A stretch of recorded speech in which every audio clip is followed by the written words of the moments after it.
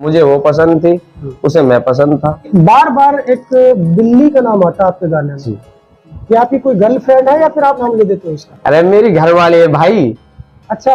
हाँ, मेरी love marriage है खुद की यार। अच्छा अच्छा अच्छा, मैंने कर रखी है यार, उसमें क्या है। ये अपने घर में दुश्मन, अरे नो मर रहा मी अब, अरे औलाद सुअवे खियतन में, आइए अपना घर में दुश्मन नू मर रहा में अब, अरे औलाद सुअवे खियतन में, ये दुनिया खारी है लूट के दिन राते, आखिर में मर रामी अब सियसन हूँ मैं।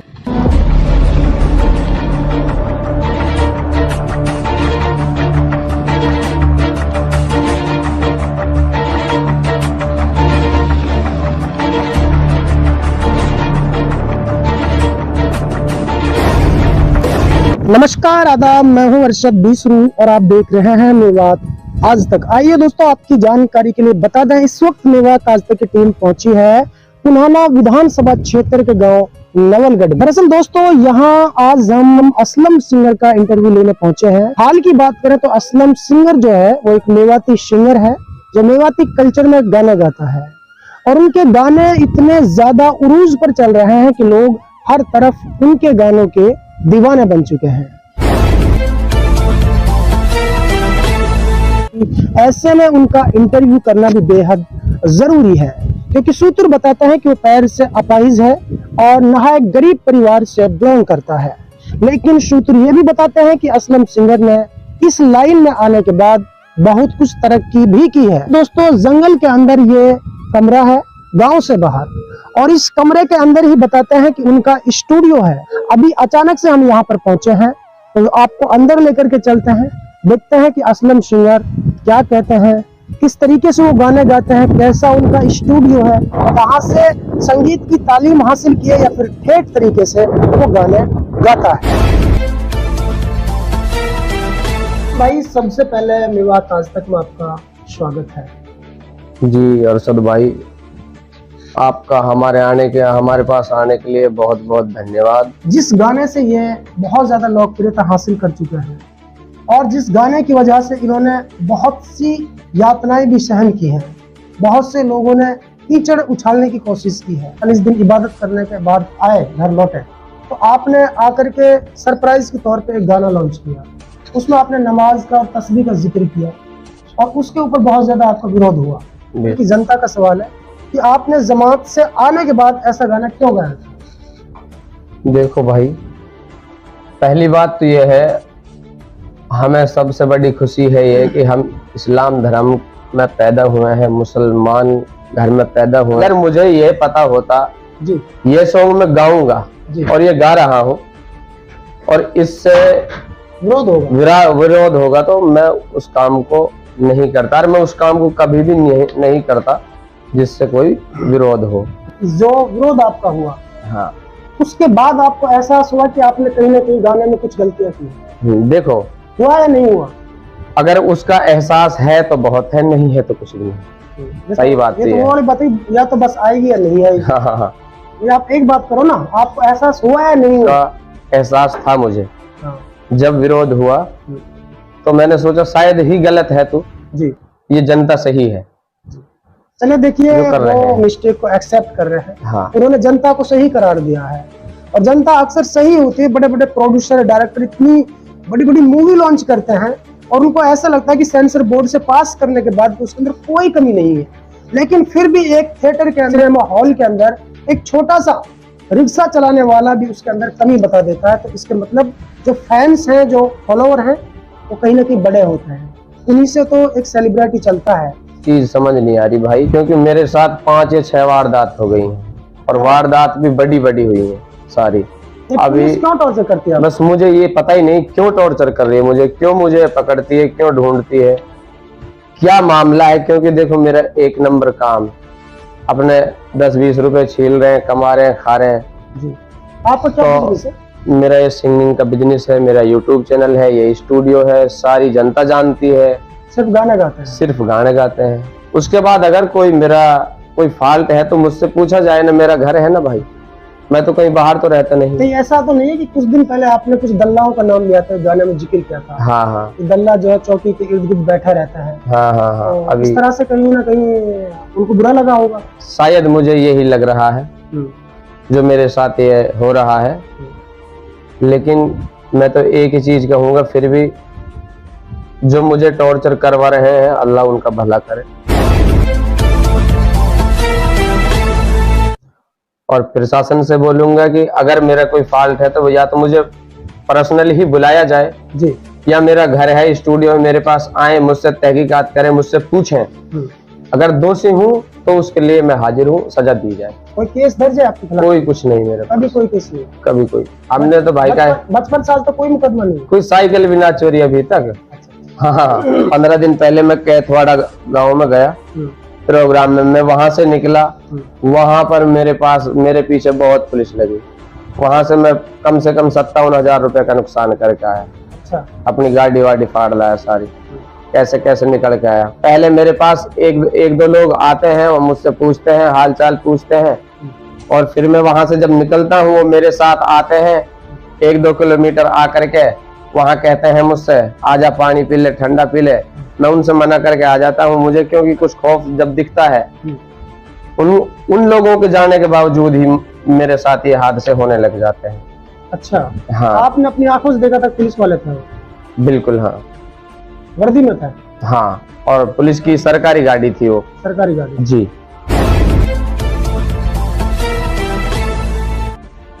चलिए, राजस्थान पुलिस की है? हाँ, वो बुहापर गांव आप कितने भाई हैं? जी, हम 3 भाई। आपका पिताजी क्या काम करता है? बस यही है, अपने जमींदार है। जमींदार है? कितने एकड़ जमीन आपके पास? लगभग 5 किलो। 5 किलो? जी। अच्छा अच्छा। इसके अलावा कोई और बिजनेस आपका? इसके अलावा बस ये है, और अपने जो भाई हैं पढ़ाई लिखाई कर रहे हैं बस। आप हाँ। कितने पढ़े? मैं 10th क्लास पढ़ा हूँ। आपके पैर में किससे चोट लगी थी? हम दूध का काम करते थे भाई, मैं सप्लाई का दूध देकर आता था होटल। तो सर्दियों का मौसम था, कोहरा पड़ रहा था जी। एक भैंसों का टेम्पो था, संडे का दिन था जी, और बस उसको मैं ना दिखा, मुझे वो ना दिखा, आमने सामने से। रोड एक्सीडेंट के दौरान आपका पैर हाँ 6 महीने बाद कटा था, इलाज हुआ था। बाकी पैर कहाँ से कटा हुआ? ये मेरा यहाँ से, ये मोटी पिंडी है ना जी, यहाँ से पैर नहीं? हाँ, ये यहाँ गोडे पे फिट होता है। दोस्तों, इस चैनल के माध्यम से मैं ये मैसेज देना चाहता हूँ कि ये जो लड़का है, ये एक बहुत ही बेहतरीन उच्च कोटि का एक गायक कलाकार है, जो कि मेवाती कल्चर में गाने गाता है, लोकगीत गाता है। लेकिन दुख की बात यह है कि ये एक अपाहिज है। बचपन में इनका पैर एक भयानक रोड एक्सीडेंट में कट गया था। अगर इनकी मधुर आवाज ने इनको एक नाम दिया है, नाम देने के बाद अगर कुछ बंदे इन्हें टॉर्चर करते हैं, टॉर्चर करने के बाद मतलब इसी गलत तरीके से शिकायत कराते हैं, तो वो कहीं ना कहीं मुझे लगता है कि सही नहीं। हमने भी यहाँ आकर के जांच पड़ताल की, इनके गांव में पता किया है, ये केवल और केवल एक गायक कलाकार है और इसके अलावा इनका कोई दूसरा बिजनेस नहीं है। तो ये मायूस है इस बात से कि इन्हें बार बार परेशान किया जाता है। तो कृपया ऐसा ना किया जाए। अगर आपको लगता है कि ये जो बच्चा आपके सामने जो गायक है ये गलत है, ये किसी गलत कार्य में संलग्नित है, तो आके आप इनके गांव में जांच पड़ताल कर सकते हैं। बार बार इन्हें टॉर्चर ना किया जाए, ये हमारा निवेदन है आप लोगों से। तो अभी आपका लेटेस्ट सॉन्ग एक और आया है जी, एक तो अपना सीरियल नंबर वो 60-60 है जी, उसके बाद में 2-3 सॉन्ग और आए हैं। अभी जो आपका सीरियल नंबर 60-60 लॉन्च हुआ है जी, उसी की आप 2 लाइन सुना दीजिए। हम अपने फैन के लिए जी एक सॉन्ग डेडिकेट करते हैं। अरे मैं तेरे मारे रोऊं, सुन रतन में ना सोऊं, अरे मैं पागल हूँ अणु चाहारी, सुन पागल भी ना हो। अरे दिली घबरा रो हसरी मेरी जान, अरे तू करी री हरी बातन, अरे मैं तो रोहरी तेरो लेके नीना में, पहाड़ी रो तू तो दातन, मैं तो रोहरी तेरो ले ली है के नी नाम में, पहाड़ी रे तू तो दातन में। और कहीं ना कहीं जो आपके गाने हैं वो हैं तो साफ सुथरे हैं, लेकिन हर गाने के अंदर आपका एंगल वही होता है लड़की का, ये क्यों? मैं कभी किसी की दुग्धा नहीं गाता, मैं हमेशा 80% अपने दिल की ही दुग्धा गाता हूँ, इसीलिए वो तस्बीह का नाम आया था। जी जी, क्योंकि ये पूरे महीना तस्बीह पढ़ी थी आपने? जो बस अपने गेल बीती है हाँ, वही बस गा दिया आपने। गा दिया, और वही मैं गाता हूँ हमेशा के लिए। बार बार एक बिल्ली का नाम आता है आपके गाने में, जी, ये आपकी कोई गर्लफ्रेंड है या फिर आप ऐसे कॉमन नाम ले देते हो उसका? वो है, गर्लफ्रेंड है? अरे मेरी घर वाली है भाई। अच्छा हाँ, मेरी लव मैरिज है खुद की यार, अच्छा अच्छा अच्छा, मैंने कर रखी है यार, उसमें क्या है। तो उसी से आप बिल्ली कहते हैं बस हाँ प्यार में? हाँ, जो बिल्ली का नाम आता है बार बार, ये किसी दूसरी की लड़की को बदनाम करने की कोशिश करता है, लेकिन वो बदनाम नहीं बल्कि वो अपनी खुद की घरवाली को फेमस करने की कोशिश करता है। उन्हीं से इन्होंने लव मैरिज की है। आप चाहे लव मैरिज लगा लीजिए, चाहे उसको अरेंज मैरिज में लगा लीजिए आप, लेकिन वो इनकी खुद की घरवाली है। ये प्यार में उनका नाम अपने गाने में लेते हैं। क्योंकि अरशद भाई जी मैंने अपनी शादी कोई भाग कर नहीं की जी, की तो है समाज में जैसे होते हैं, अच्छा। सारी चीज वही है। अच्छा अच्छा, बस बात उस टाइम ये थी, उसमें मेरी नहीं चली थी, अच्छा, जो मेरी घरवाली उसकी चली थी। उसी की चली। हाँ, मुझे वो पसंद थी, उसे मैं पसंद था, उसकी कैसे चली? बस उसकी ये चली गई। बीच में ये था कि वहां लड़की उसको नहीं दी जाए, अच्छा, सिर्फ इस कारण से कि उसके पैर नहीं है। अच्छा अच्छा, तो जो वो थी, लड़की की जिद थी कि मैं उसी के जाऊंगा। हाँ, उसने बोल दिया उसके लिए जाना, तो उसके शादी हो चुकी है, बच्चे हाँ, कितने हैं? एक लड़की है भाई मेरे। तो आप उनकी रिस्पेक्ट करते हैं या फिर ऐसा कुछ परेशान भाई करते हैं? जान से भी ज्यादा प्यार करो यार। अच्छा अच्छा, हाँ, जीवन सही तरीके से गुजर रहा हो। जबरदस्त भाई। कोई अगर कोई ऐसी है ना, देखो ये लाइन गंदी लाइन है तो अच्छी लाइन है ज्यादा अपनी वाली। जी, कोई भी ये बंदा गांव में बाहर ये नहीं कह सकता कि असलम सिंगर हमने किसी औरत के साथ में देखा था। और जो लड़कियां शूटिंग के लिए जाती हैं ना मेरे साथ, वो कभी ये नहीं बोलती हमें जमानत चाहिए अच्छा, कि हम असलम के साथ जब जाएंगे। अगर आधी रात को भी कॉल किया तो बिना किसी झिझक के मेरे साथ आती है। ठीक है, नेचर अच्छा है हाँ आपका। भाई बिल्कुल। कितना पैसे मतलब अर्निंग कितनी हो जाती है स्टूडियो से आपकी लगभग 70-80 हजार पर मंथ के हिसाब से? हाँ, हर महीने खर्चा पानी काट के 50,000 40,000 आराम से मैं कमा लेता। कमा लेते हैं। हाँ किसी से कुछ भाई जिनको परेशानी है, हाँ, बस जिनके पेट में दर्द है, हाँ हाँ। तो उनको क्या कहना चाहते हैं? देखो मैं तो यही कहना चाहता हूँ, अल्लाह उनको तौफीक दे, जिनके दर्द है उनके और ज्यादा दर्द हो। जिस तरीके से आप अपना स्टूडियो चला रहे हैं, आपके गाने एक के बाद एक आ रहे हैं, तो मैंने सुना है कि आपके पास कुछ जैसे ये ओलेक्स बाज होते हैं, ये मतलब गाने वाने गवाते हैं, तो ये क्या सच्चाई है इसकी? अरशद भाई देखो, मेरा काम है सिंगिंग का जी, मुझे तो सॉन्ग गाने से मतलब है जी, मेरे पास तो 1000 आएंगे 1000 जाएंगे। जी, किसी के माथे पे ये तो नहीं लिख रहा ये ओलेक्स बाज है। जी, मुझे तो सारे अपनी तरह दिखते हैं, साफ बिल्कुल। जी। आप तो पैसे लेते हो गाना बस गाते हो। पैसा लेना और मुझे गाना गाना और लॉन्च करना।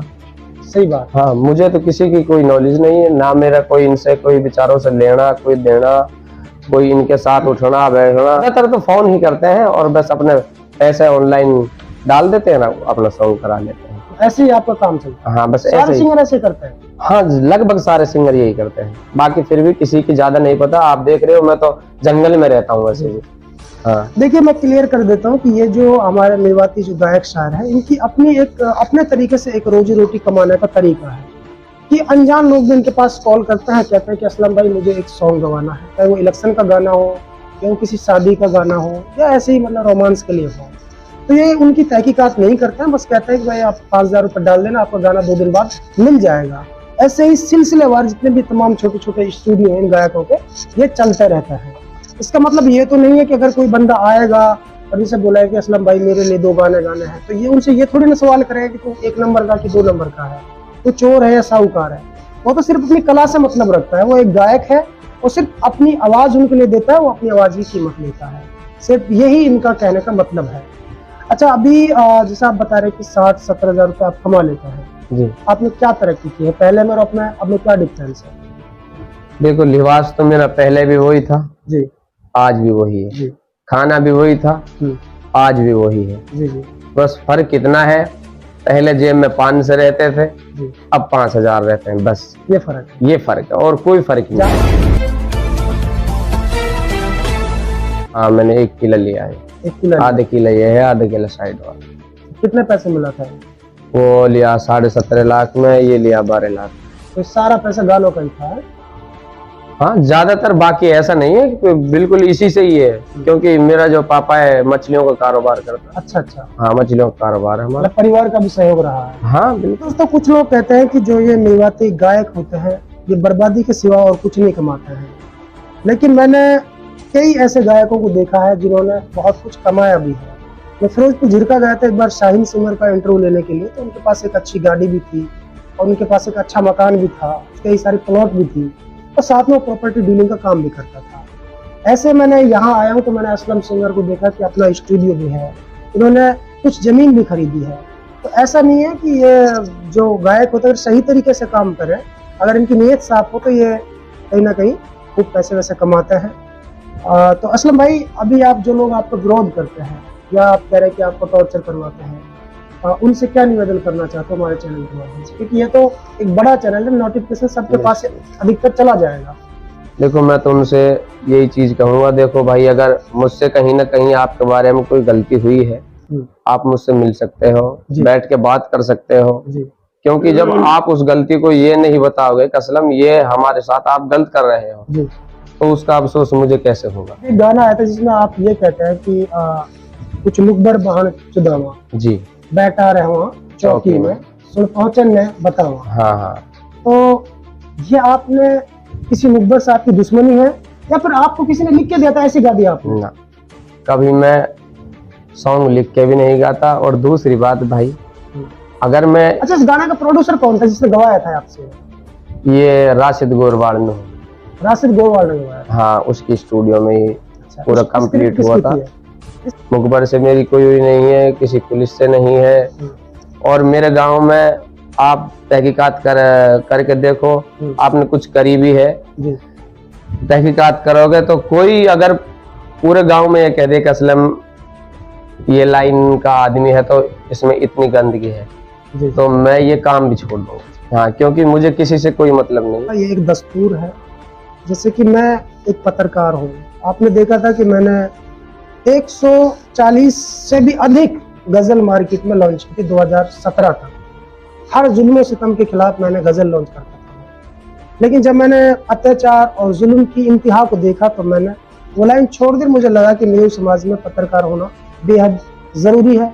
और हम जब इस लाइन में आए, जब इस लाइन में ऊपर वाले ने हमें इज्जत दी, तो मेरा भी कितनी बार विरोध हुआ था, आप सबने देखा है।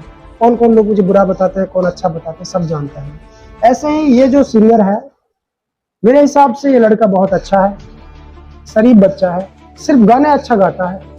इनकी आवाज में बहुत कशिश है, मधुर इनकी आवाज है। फिलहाल प्रेजेंट की अगर मैं बात करूं तो मेवात में नंबर 1 जिसे टॉप कहते हैं, टॉप पर इनकी सिंगिंग चल रही है। ऐसे में कुछ लोगों के पेट में दर्द होता है, उन्हें लगता है कि शायद इसे किसी भी एंगल से दबाया जाए फिर खत्म किया जाए। तो ये सिलसिलेवार दस्तूर है हमारे मेवात का कि जो आगे बढ़ेगा ना उसकी टांग खींचते हैं। अगर अपना बीच का कोई भाई गरीबी से उठकर अगर अमीर बन जाता है या फिर कुछ तरक्की कर लेता है तो समझते हैं कि समय से पहले इनको मौत आ जाए। दूसरे के महल को देख करके वो अपनी झोपड़ी में आग लगा लेते हैं। बाद में उनके जो बच्चे होते हैं उस झोपड़ी से भी रह जाते हैं, ये उनको पता ही नहीं होता कि इसका अंजाम क्या होगा। तो बेहतर यह है कि किसी दूसरे के महल को देख करके अपनी झोपड़ी में आग न लगाएं, बल्कि कोशिश करें खुद का महल तैयार करें। यहाँ पे मेरे पड़ोसी ने महल तैयार किया, तो किसी भी एंगल से मैं भी पैसे कमाऊं और अपनी झोपड़ी की जगह एक आलीशान महल बनाऊं। तो मैं ये कहना चाहता हूँ कि कोई भी किसी से चिढ़ने की कोशिश ना करे। मेरे हिसाब से जहां तक मैंने जो जांच पड़ताल की है तो मैंने पाया कि लड़का बिल्कुल सही है अपनी जगह पर। इनके अंदर जो जुनून है, जो नशा है, वो सिर्फ और सिर्फ संगीत का है, गाने का है। वो एक अच्छा गाना गाना चाहता है, इसके अलावा उनका कोई दूसरा बिजनेस नहीं है।